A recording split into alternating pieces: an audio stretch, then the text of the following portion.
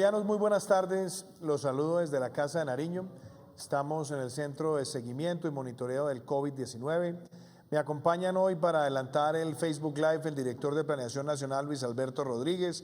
Me acompaña también en este Facebook Live el doctor Ángel Custodio Cabrera, nuestro ministro de Trabajo y Relaciones Laborales.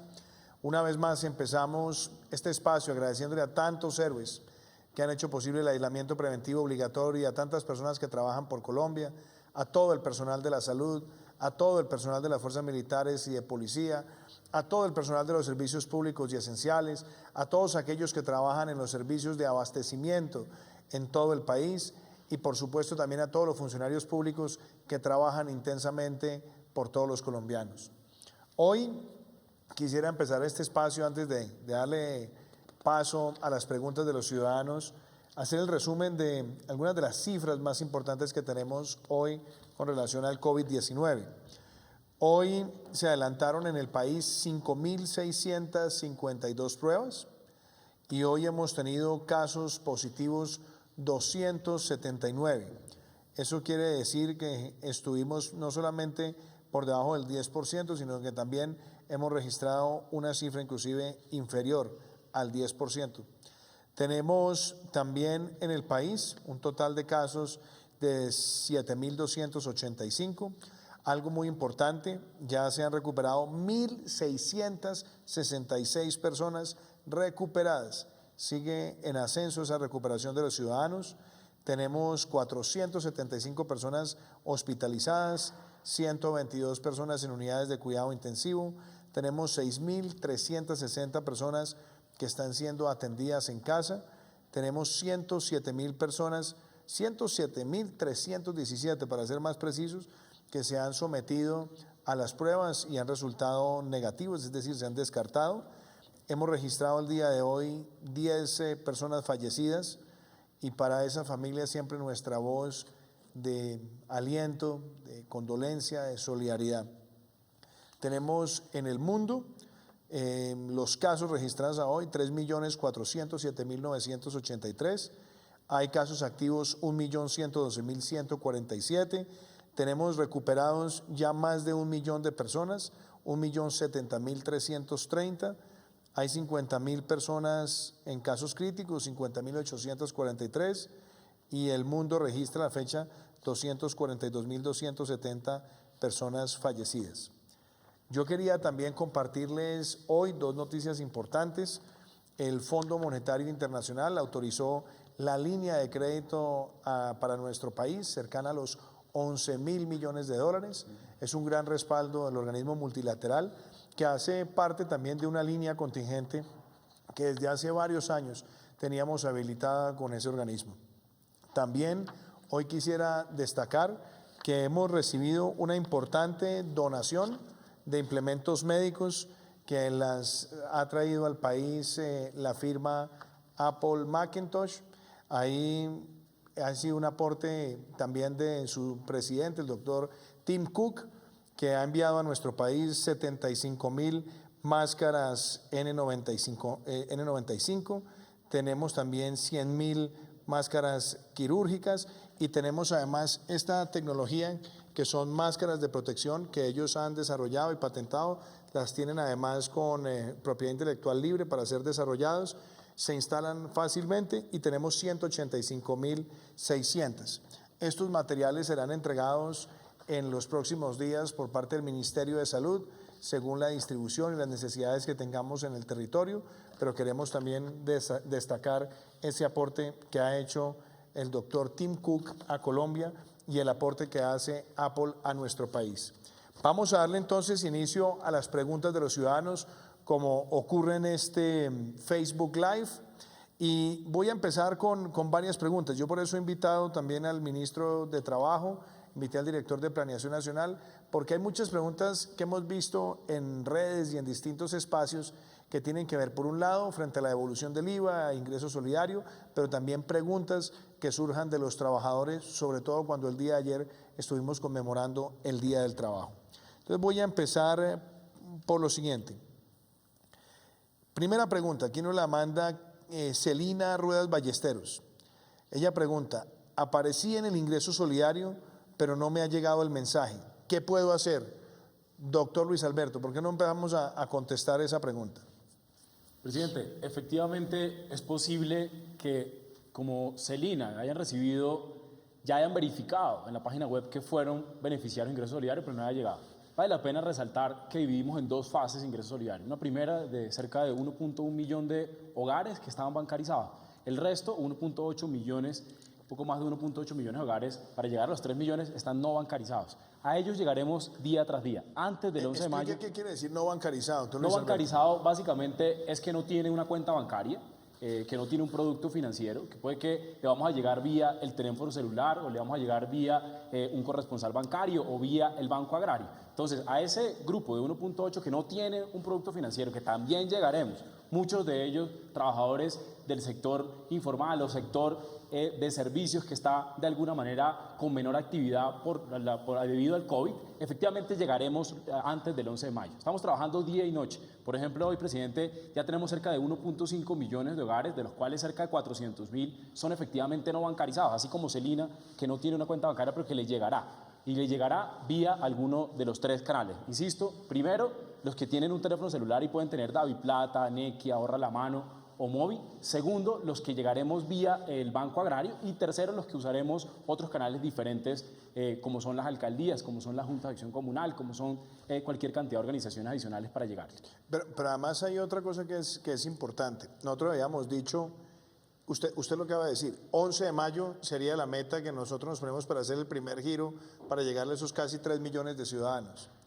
Ese es un compromiso. Y en la medida que nosotros ya tengamos esa base de datos con esos 3 millones, ya sepamos dónde están, cómo les estamos girando, también nuestro objetivo, y yo lo he dicho públicamente, es que antes de terminar el mes de mayo empecemos también con el segundo giro de ingreso solidario y que lo podamos concluir con mayor velocidad. ¿Cuál era el reto más difícil? El reto era identificar primero a esos ciudadanos que no estaban en ninguno de los programas sociales del Estado. Ahí se identificaron esos 3 millones de personas, o aproximadamente 3 millones, consolidando las bases de datos que teníamos de la encuesta de hogares, con el CISBEN, estábamos mirando también otras fuentes, información financiera, información de servicios públicos, información de telefonía celular. Se hizo ese levantamiento. Como lo dice el doctor Luis Alberto, ya vamos por 1,5 millones y nuestra meta es llegar casi a esos 3 millones de aquí al 11 de mayo y tener también este mes un segundo giro de ingreso solidario. Así que eso me parece que son mensajes importantes. Me gustaría que usted lo refrendara, doctor Luis Alberto, porque nuestro objetivo, una vez depurada la base de datos, es que podamos atender a esa población en el marco de la emergencia.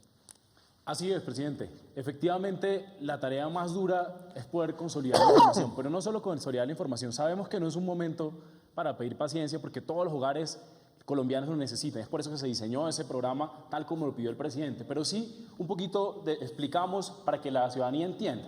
Estamos haciendo, en cuestión de días, desde el 7 de abril que arrancamos con ingreso solidario, en menos de 3 semanas, estamos llegando a 1.5 millones de hogares. La vez pasada que Colombia intentó esto, con Familias en Acción le tomó un poco más de una década. Y de hecho le tomó 2 décadas llegar a 2.6 millones. Entonces, la primera fase esta de bancarizados y esta que hemos arrancado a tener información es lo más duro. Y ahí estamos trabajando día y noche, incansablemente, para poder llegarle no solo con este primer giro que haremos antes del 11 de mayo a cerca de 3 millones de hogares, ya llevamos poco más de la mitad cumplido, sino que adicionalmente haremos el segundo giro que el presidente acaba de mencionar. Gracias, doctor Luis Alberto. Mira, aquí hay 2 preguntas que son importantes, las voy a empaquetar. Nos la pregunta John Jaime Rendón Castaño. Dice, señor presidente, ¿qué pasó con el subsidio para el desempleo? La respuesta de las cajas es que no hay plata. También nos pregunta Luz Daney Valencia. ¿Qué pasa con las personas que han perdido su empleo a causa de la pandemia? Yo creo acá, ministro Ángel Custodio, que hay un mensaje bien importante. Uno, lo que ha sido el mecanismo de protección al cesante, que son recursos que están en un fondo de aseguramiento que tienen las cajas de compensación. Yo quisiera que describiéramos primero cómo se ha ido agilizando ese instrumento y lo segundo, cómo puede acceder el empleado también a ese tipo de recursos si se ve en una situación de afectación laboral. Gracias, presidente. Muy buenas tardes para todos los colombianos. Efectivamente, la protección al cesante es un mecanismo que habilitó este gobierno nacional y lo hicimos con el ánimo de ayudar a aquellas personas que de una u otra manera han perdido su trabajo y sobre todo cuando le han cancelado su contrato. Está a cargo del fondo que manejan las cajas de compensación familiar, pero el número de solicitudes que llegaron a las cajas ha sido inmenso. Llegaron más de 450.000 solicitudes y en las cuales a hoy, a las 4 de la tarde, tenían prácticamente o ya habilitados 160.000 posibilidades de entregar subsidios a estas personas. ¿Cómo lo vamos a hacer o cómo se está haciendo? Hoy se han entregado 43.000, casi 44.000 subsidios. Y de esta manera fue como en estas 2 semanas, presidente, y ya la próxima semana, haciendo un tema jurídico, le estamos pidiendo a las cajas de compensación aquellos programas que por efectos de la pandemia no los van a ejecutar, aquellos dineros con los cuales están ahí. Entonces, unido todo eso, vamos a hacer una sola bolsa y vamos a poder entregar la posibilidad de 137.500 subsidios. Ya con recursos, nos falta un tema jurídico el día lunes, presidente, ya lo resolvemos entre lunes y martes para hacer ese tema eminentemente presupuestal. Luego nosotros vamos a poder la posibilidad de poder subir un poco más, pero vamos mirando para completar los 160.000 subsidios que podemos entregar el día de hoy. Esa es la primera etapa, presidente, como hemos venido explicándolo, aplica a aquellas personas que han sido afiliadas a las cajas de compensación familiar y que estuvieron por lo menos un año en promedio en dicha caja. El auxilio es en 3 meses se le entrega 2 salarios mínimos, van a tener seguridad social y un auxilio monetario del subsidio familiar. Vamos a hacer todo lo posible para cumplir los 160.000 solicitudes para hacerlo lo más pronto posible, presidente, pero también explicar lo siguiente. Estos son recursos que llegan del 4% mensual. La caja recauda y parte de ese recurso, el 10%, va con destino al subsidio. Así quedó las normas. Con la situación que estamos manejando en este momento, la cantidad de personas que han sido afectadas, nos toca crear otro mecanismo para ayudar a nuevas situaciones que no estábamos preparados, presidente, pero vamos a dar respuesta y es el compromiso del ministerio. A mí me parece importante eso y voy a unirlo también con algunas preguntas que tiene la ciudadanía. Por ejemplo, Carolina Ramírez nos decía que ella es empleada doméstica y dice que los empleadores no le han ayudado. Yo creo que ahí hay un mensaje. Por un lado, si ella en este momento está empleada, tiene una situación. Ahora, si ella está siendo abusada en su relación laboral, yo creo que es importante también, ministro, que hablemos de la línea 120. Correcto. ¿Por qué no le explicamos? Porque yo creo que aquí hay un tema muy importante. Esto no es una situación de pugnacidad entre trabajadores y empleadores. Esta no es una situación de lucha de clases, pero sí tengo que reiterar el mensaje. Mensajes de solidaridad y mensajes de colaboración. Nadie que sea empleador puede abusar de sus empleados y mucho menos en una situación tan crítica como esta. Pero también tenemos que entender la situación crítica por la que pasan muchas personas. Ahora, en el caso de la pregunta de Carolina, donde ella nos dice, mire, yo soy una empleada doméstica, si ella está siendo víctima de algún abuso laboral, ministro, por favor, explíquele a los colombianos el procedimiento de la línea 120. Sí, presidente. En este caso específico, donde una empleada doméstica dice que no le han pagado, hay 2 posibilidades. Una, por efecto de que ella no ha podido asistir y hacer su trabajo. Ahí es como usted lo explicaba muy bien, presidente, el Ministerio de Trabajo ha venido enviando un mensaje de solidaridad. Y es cuando le decimos, sobre todo en el tema de servicio doméstico, presidente, donde le solicité mediante una circular que nosotros hicimos en el sentido de solidario con este sector de la economía, que le han servido a la comunidad, que le han servido a sus casas, que por favor asístanla. Muchos lo hicieron, por eso me sorprende esta pregunta, pero sin embargo, si ya es porque ella trabajó, hizo su actividad y no le pagaron, debe acudir urgente a la línea 120 o por vía correo mintrabajo.gov.co, la asistiremos, la ayudaremos y si es del caso sancionar a un empleador que las multas oscilan entre 1 y 5.000 salarios mínimos para sancionar a aquel trabajador que no cumpla con las obligaciones. Aquel empleador.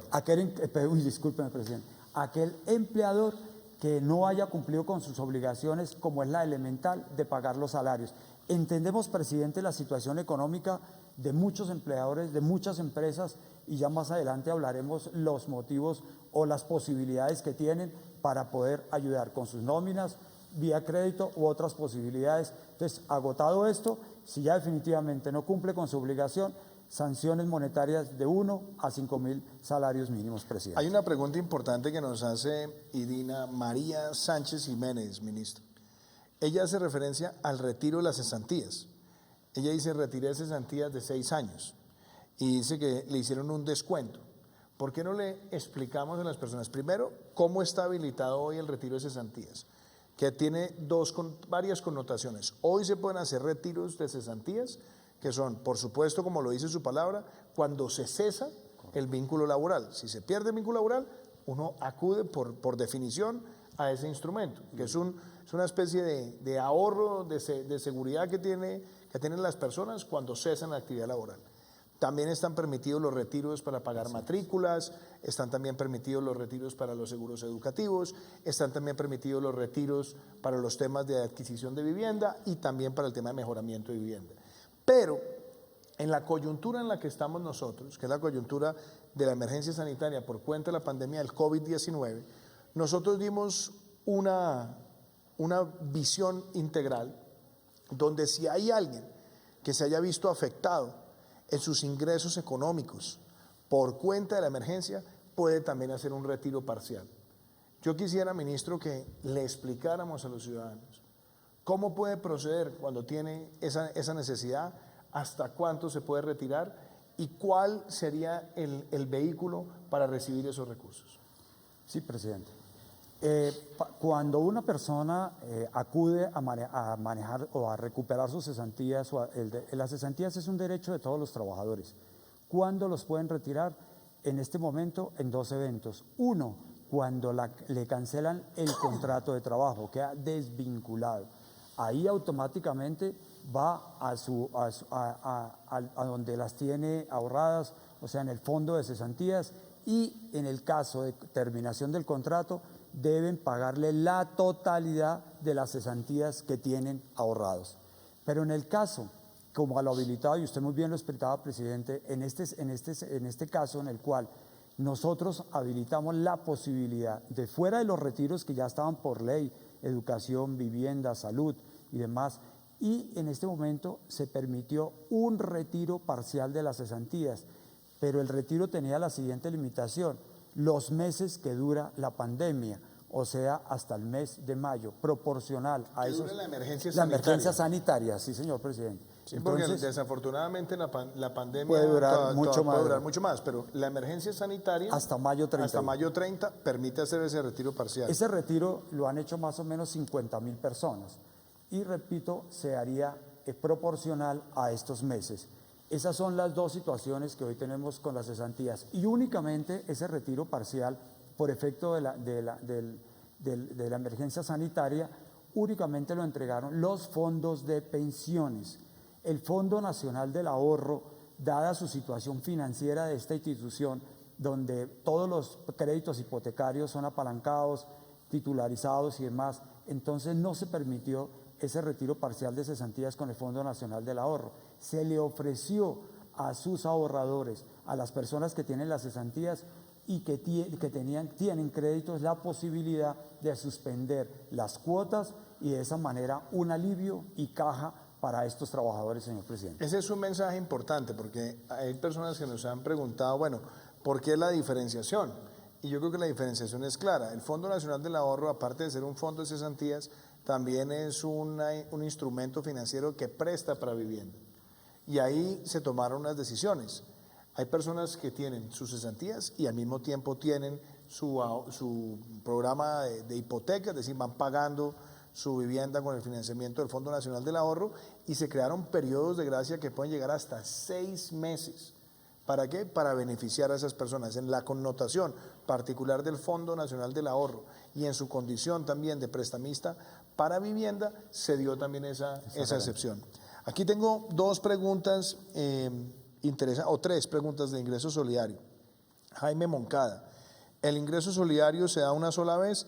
Jaime, lo dimos, empezamos en el mes de abril, dijo el director de planeación, para llegar a los 3 millones terminamos 11 de mayo, mientras teníamos ya actualizada la base de datos. Vamos a hacer otro giro adicional en el mes de mayo para atender a la población afectada, sobre todo en el marco de esta emergencia sanitaria y de esta situación que ha afectado a tantos hogares a lo largo de lo que fue el mes pasado, y esperamos también atenderlas en el mes de mayo. Nos preguntan, ¿cuándo envían el ingreso solidario? Lo pregunta Luis Carlos Páez. Luis Carlos, yo creo que aquí estamos escuchando al director nacional de planeación, Luis Alberto, ¿por qué no detallamos eso? Y le meto una adicional que teníamos acá. Nos preguntan, bueno, ya está la pregunta si era por una sola vez, pero Lady Ruiz pregunta, ayer me llegó un mensaje del Banco de Vivienda para crear una cuenta por el celular, lo hice y aún no tengo ninguna consignación. ¿Qué sigue, por ejemplo, para Lady Ruiz? Tratemos de abordar esas dos preguntas. Bueno, reitero, presidente, llegaremos a 3 millones de hogares con 2 giros. Efectivamente, al 11 de mayo llegaremos con el primer giro y, como usted lo menciona, luego vendrá el siguiente. Hasta el momento llevamos cerca de 1,5 millones de giros, de los cuales, reitero, solo 1.1 tenían una cuenta bancaria. El resto, cerca de 400.000, no tenían un producto financiero, y es así como hemos llegado a cada uno de ellos para poder que bajen una aplicación o que a través de un corresponsal puedan recibir los recursos. En el caso de Lady, este tipo de casos que recibieron ya el mensaje de texto, todo mensaje de texto que le llegue, le debe llegar también a cuál entidad financiera deben acercarse. Es decir, puede que le llegue que tuvieran ya un producto como DaviPlata, por mencionar cualquier ejemplo, y tengan algún problema porque tuvieron un cambio de teléfono o el número de celular o cosas por el estilo, cambiaron de lugar de residencia y no pueden chequearse.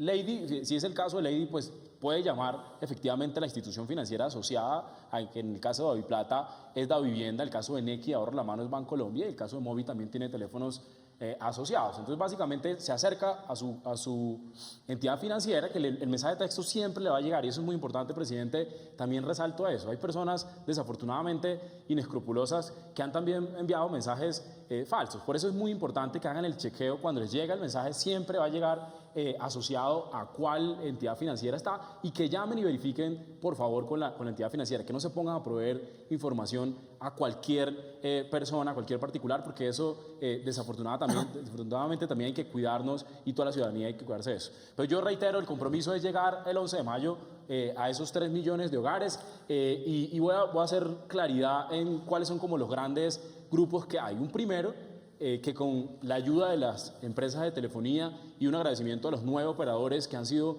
han actuado de manera muy abierta en ayudarnos a llegar a cada uno de los colombianos que tienen un teléfono celular o que han tenido un teléfono celular o que algún miembro de su hogar tiene un teléfono celular. Hay unos que tienen teléfono celular inteligente, por ejemplo, entonces pueden bajar una aplicación, les llega el mensaje de texto que dice, venga, baje esta aplicación o baje la otra aplicación. Hay otro grupo que tienen un teléfono celular más sencillo, ellos les llega un mensaje de texto diferente, ese es un segundo grupo. Y el tercer grupo son los que les llegamos a través de los corresponsales bancarios, porque no tienen ningún tipo de celular o están en una zona rural dispersa que no tienen acceso a telefonía. Les llegaremos con Banco Agrario, con giros postales, con otro tipo de asociaciones. Gracias, Luis Alberto. Mire, aquí hay varias preguntas interesantes. Aquí nos han llegado, por ejemplo, Daniel Yunda. Daniel pregunta, presidente, ¿ha considerado abrir más rápidamente la economía en regiones menos afectadas? Daniel, yo quisiera decir lo siguiente. Nosotros hemos obrado primero con un criterio, la protección de la salud, la protección de la vida. ¿Cómo logramos la protección de la salud y la protección de la vida? Con un objetivo, quitarle la velocidad de crecimiento exponencial a la pandemia. ¿Y eso qué implicaba? Que nosotros fuéramos tomando decisiones drásticas y graduales para llegar al aislamiento preventivo obligatorio. ¿Cuáles fueron esas decisiones? Cierre de fronteras, cierre de vuelos nacionales, cierre de vuelos internacionales, limitar movilidad de grupos, que los jóvenes no estuvieran en universidades ni los niños en colegios y jardines. También incorporamos no bares, no discotecas por el tiempo que fuera necesario para contener esa velocidad. Hablamos de no eventos masivos, una campaña de higiene, distanciamiento, y llegamos al aislamiento preventivo obligatorio, donde mantuvimos sectores muy importantes con vida productiva para garantizar el abastecimiento y la atención y los servicios esenciales y servicios públicos en el marco del aislamiento. En la medida que fuimos reduciendo esa velocidad de expansión exponencial, le dimos cabida para que entraran las obras públicas, para que entraran sectores de la industria que se estuvieran reconvirtiendo para producir de cara a enfrentar el COVID-19, y también tomamos unas decisiones donde empezamos gradualmente con el sector de la construcción y el sector de manufactura. Unas regiones han estado más preparadas que otras, unas han tenido una mayor velocidad para adaptarse a los protocolos. Pero haces una pregunta, ¿qué pasa con aquellas regiones donde después de todo este tiempo no hay casos de COVID? Claramente nosotros con el equipo del Ministerio de Salud, del Ministerio de Comercio, también con los gobernadores, hemos venido identificando esas necesidades y justamente queremos empezar con algunos elementos de gradualidad una vez podamos hacer esta lectura esta semana con los equipos técnicos, con los equipos de epidemiólogos, para ir dando esas pautas que también deben ir acompañadas de protocolos. Y por supuesto, ahí, en el marco del decreto de orden público, hemos venido trabajando también con los gobernadores para identificar cuáles pueden ser esos pasos adicionales, pero manteniendo los principios claros. Nosotros no podemos arriesgar que los mayores de 70 años estén afuera de sus hogares, ni que los jóvenes estén por fuera de los hogares durante la duración de la emergencia sanitaria, porque entendemos que nuestra responsabilidad es quitarle esa velocidad de propagación. Esta semana particularmente estaremos trabajando con todo el equipo técnico para ver cómo en esos lugares y de la mano con las autoridades podemos ir dando unos pasos graduales, que no es de libertad total económica, porque lo que no queremos es que tengamos una expansión exponencial del virus. Pero ciertamente se pueden ir dando pasos medidos, prudentes y sobre todo con un claro enfoque de estar obedeciendo las directrices de los expertos en materia de salud. Aquí nos preguntan, presidente, nos pregunta Paula, ¿cómo está funcionando la devolución del IVA? Paula, este es uno de los programas quizás más interesantes que hemos tenido en el marco de nuestro plan de desarrollo. Este año estábamos esperando hacer un piloto de 100.000 hogares, después llegar eventualmente a 1 millón de hogares, el año entrante a 2 millones de hogares, pero yo debo decir que en el marco de esta pandemia, y yo quiero felicitar al doctor Luis Alberto Rodríguez, a su equipo en el Departamento Nacional de Planeación, logramos que ese programa empezara con 1 millón de personas. Estamos corrigiendo un desequilibrio, una inequidad en el sistema tributario, atendiendo a las familias más vulnerables, y este es un programa que vino para quedarse, es un programa permanente. Y me gustaría, Luis Alberto, que hablemos de la periodicidad con la cual se va a estar haciendo esa devolución del IVA. Y de una vez yo voy a decirle aquí a Ángel Custodio, que me pregunta Ana Gudelo, ¿van a continuar con el programa de Colombia Mayor? La respuesta, Ana, sí, el programa de Colombia Mayor es un programa permanente, pero hay varias cosas importantes. La primera, nosotros propusimos siempre que el pago no se hiciera cada 2 meses, sino pago mensual. Y nosotros logramos en el gobierno adelantar esos pagos de manera mensual. Lo segundo, unificar, porque teníamos unas regiones donde había disparidades de ingreso, quedó todo unificado en 80.000 pesos. Pero en el marco de esta emergencia, en el mes de abril, básicamente entregamos 160.000 pesos. Y lo ha dicho el ministro Ángel Custodio Cabrera, y lo dijimos hace 2 días en el espacio de las 6 de la tarde, que este mes, en el mes de mayo, también vamos a pagarle 160.000 pesos a esos adultos mayores. Y ahora también con la ventaja de que no tienen que ir ellos personalmente a recoger su platica, sino que puede ir un familiar con la cédula de la persona, con la cédula del que está reclamando, y además firmando una declaración para que pueda acceder a esos recursos. No sé, Ángel Custodio, si quieres agregar algo más. No, presidente, simplemente recordar el logro que vamos a tener en el sentido de que en el mes de junio se pagará a los nuevos adultos mayores que por su edad mayores de 70 años vamos a tener cobertura total, 100% nuestros mayores adultos de 70 años vamos a estar en todo el país, presidente. Muchas gracias, ministro. Luis Alberto, entonces, ¿cómo está funcionando esa devolución? Presidente, efectivamente la devolución del IVA es un programa que llegó para quedarse. Yo recuerdo hace poco más de un año cuando en el Plan Nacional de Desarrollo estábamos discutiendo esto con usted y usted nos insistía. ¿Le parecía injusto que se cobrara 5% del café a una familia que tenía altos ingresos y el mismo 5% a la familia vulnerable? Eso era una injusticia. Decidimos corregirla y arrancamos con 1 millón de hogares. Ya hemos girado a 1 millón de hogares. Lo giramos. Y en otros el 19. Así es, así es. Y en cada uno de los productos tenía diferentes tarifas. Pero efectivamente hicimos ya un giro a 1 millón de hogares.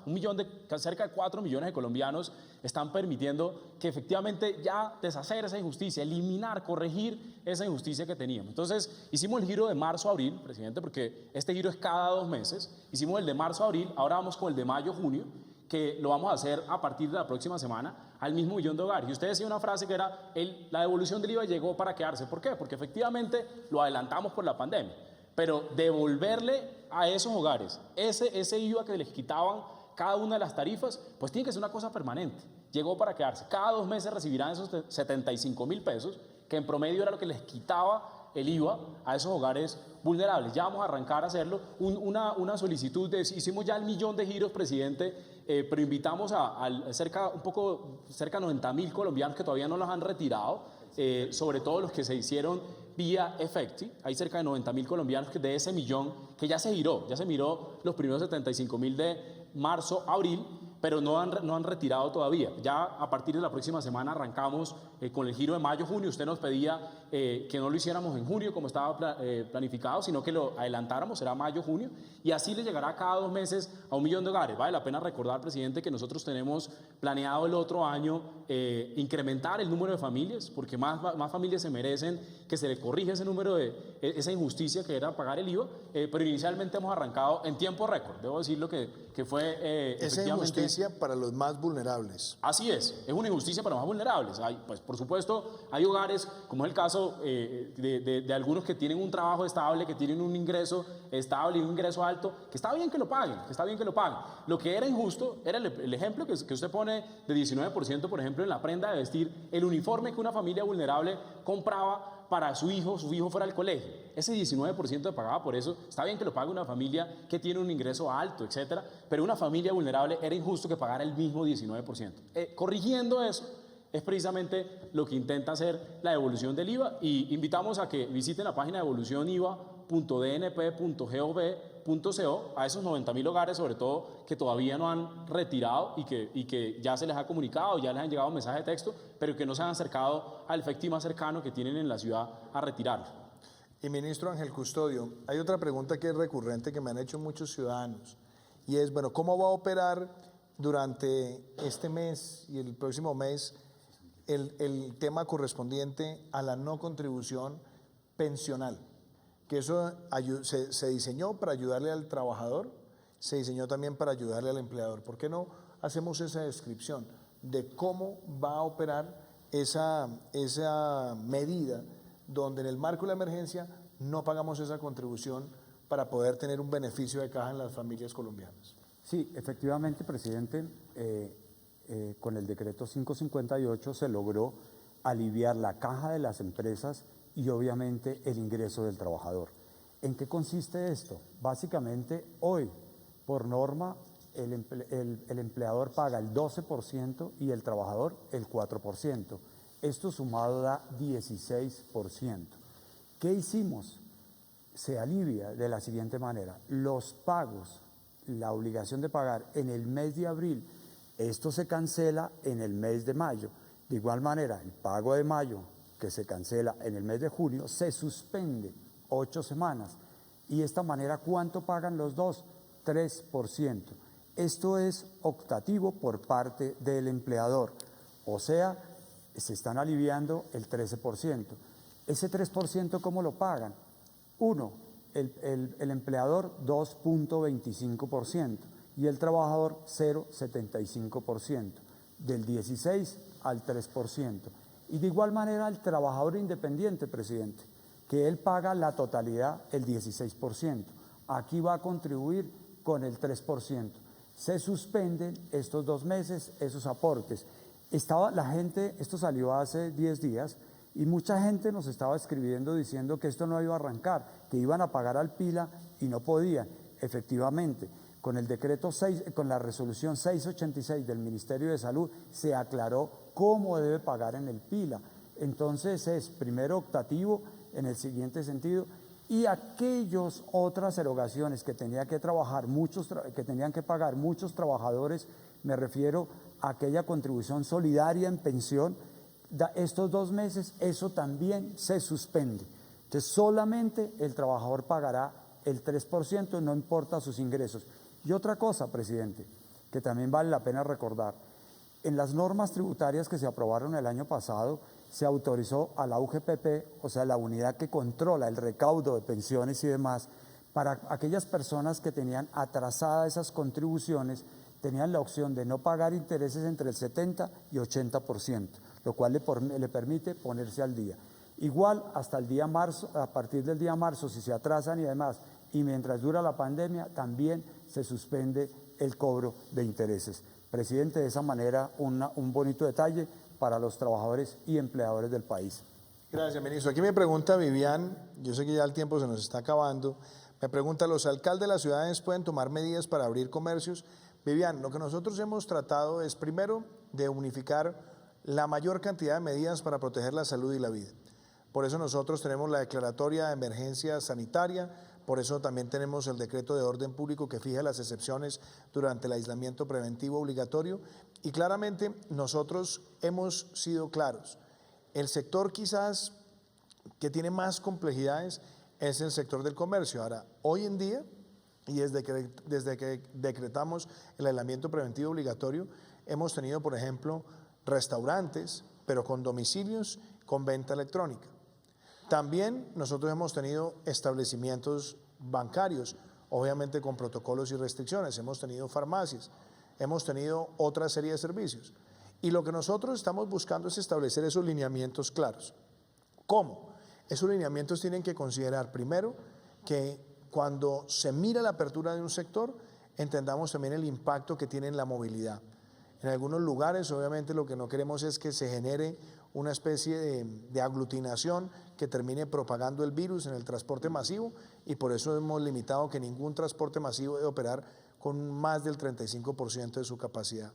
Y nosotros también hemos recibido una serie de comentarios de parte de algunos municipios que no han registrado ningún caso de COVID y que, por ejemplo, tienen una papelería donde no tienen muchas personas atendiendo y que podrían adaptar los protocolos. Ese es el tipo de lineamientos que nosotros vamos a dar a lo largo de la próxima semana para aquellos municipios que no presentan ningún caso de COVID. Pero, insisto, esto se trabaja es con gradualidad. El principio con el que estamos trabajando es aislamiento preventivo obligatorio. Ya tenemos unas excepciones que son claras, estamos avanzando en la gradualidad para el sector de construcción, la gradualidad para el tema de manufactura y por supuesto nosotros también vamos a evaluar en aquellos municipios que no presentan ningún caso de COVID, qué tipo de lineamientos deben ser claros. Por un lado, para que tengamos la posibilidad de activar un poco de vida productiva, un poco más de vida productiva gradualmente, pero hacerlo sobre la premisa de la protección de la vida y la protección de la salud. Y esa no es una discusión exclusiva de Colombia, esa es la discusión del mundo entero hoy. Los países cómo van dando esos pasos. Y claramente la premisa es la gradualidad, la premisa es seguir protegiendo la vida y la salud, quitarle velocidad de propagación exponencial, proteger la red de salud. Por eso cuando a mí me preguntan por qué es tan importante que los mayores de 70 estén en sus casas hasta el final de la emergencia sanitaria, porque son el sector donde podemos ver más letalidad, más muertes. Si nosotros miramos las cifras, por ejemplo, de hoy, la mayor cantidad de muertes se presentó en personas mayores de 70 años.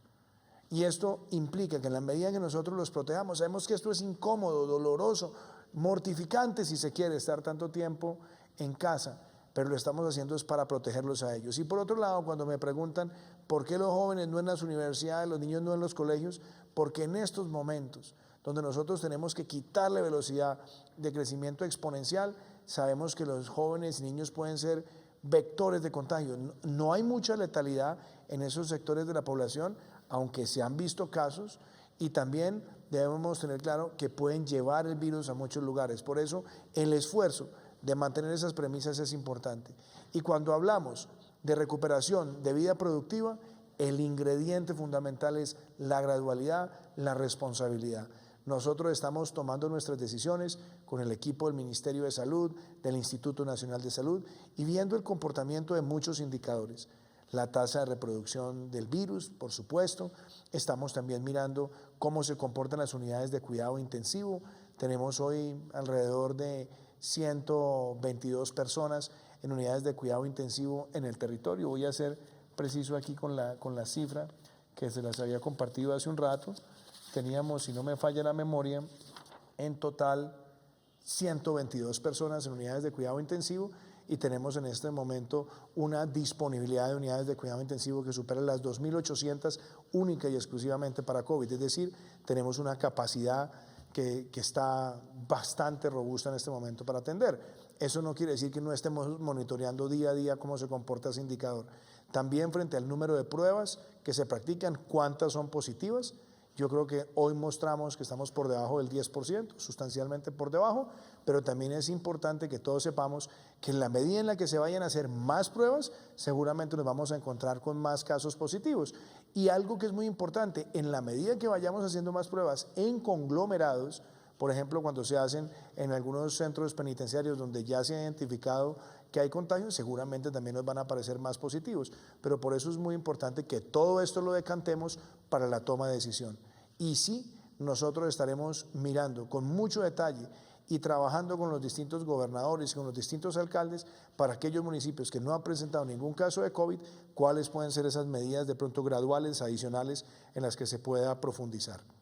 Por lo demás, quiero agradecerles a todos ustedes que nos hayan acompañado en el Facebook Live de hoy. Gracias, ministro Ángel Custodio, gracias, director del DNP, Luis Alberto Rodríguez. Y yo quiero dejarlos con este testimonio de la campaña Ayudarnos hace bien, una campaña que ha estado liderando María Juliana, mi esposa, la primera dama de la nación, y que es una campaña de todos ustedes. Esa es una campaña en nombre de la solidaridad de todo un país, de todos los colombianos. Y estuvieron en Leticia, estuvieron llevando también mercados y también acompañaron esos mercados otras decisiones del Ministerio de Salud con el apoyo de la Organización Panamericana de la Salud para llevar ventiladores, para que tengamos más personal médico y enfermeras también atendiendo a la población. Y le he pedido al ministro Fernando Ruiz que mañana esté en Leticia. Yo espero también tener con ellos una comunicación a través de mecanismos virtuales para hacer seguimiento a la situación que se vive en la ciudad y que podamos darle mayor control epidemiológico y mayor respaldo a las autoridades. Pero los dejo con este testimonio de Ayudarnos hace bien y el trabajo que adelantan en Leticia. Muchísimas gracias y mañana también estaremos nuevamente a las 6 de la tarde adelantando este Facebook Live, contestando las preguntas de los colombianos. Que Dios los bendiga.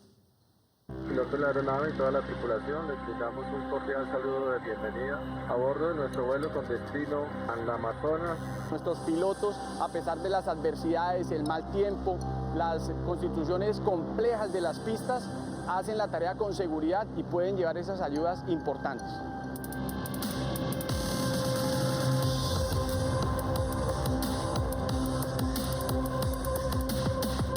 La presidencia, el gobierno nacional está pendiente de todos los rincones del país. Para Amazonas vamos 20 personas, con 5 médicos, 4 enfermeras, para ayudarles en la atención de salud, con experiencia en la parte administrativa de los hospitales. Llevamos alimentarios, llevamos unos ventiladores para ayudar en pacientes críticos en el Hospital San Rafael de Leticia. Llevamos elementos de protección personal. Bueno, realmente esta ayuda es fundamental para nuestros conciudadanos, gestionada por la primera dama de la nación. Es una ayuda importantísima para nuestra región.